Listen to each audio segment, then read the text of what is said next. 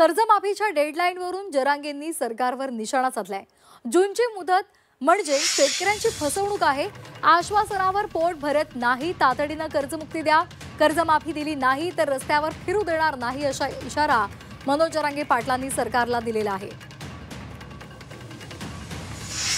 ही शेतकऱ्यांची गोरगरीब महाराष्ट्रातल्या जनतेची ही प्युअर फसवणूक आहे। तुम्ही आश्वासनं देताल, तुम्ही सांगणार की आम्ही शब्द देतो, आज शब्दावरती पोट भरणार नाहीये। लोकांच्या घरात लेकरांना वह्या आणि साधे पुस्तकं सुद्धा राहिलेली नाहीये। इतकी भयानक विदारक परिस्थिती शेतकऱ्याची झाली।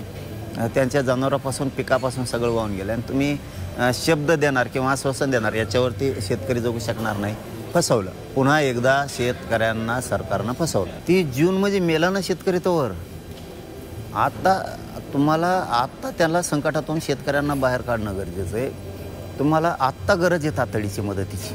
म्हणजे एखाद्या पेशंटला आत्ता हॉस्पिटलला नेऊन इंजेक्शन देण्याची गरज आहे, तुम्ही म्हणताय त्याला 6 महिन्यांना नेऊ, ते जगणारच नाही आहे। ही सरकारनं चालवलेली शेतकऱ्यांची 100% फसवणूक आहे आणि याचे परिणाम सरकारला भोगावे लागणार आहेत।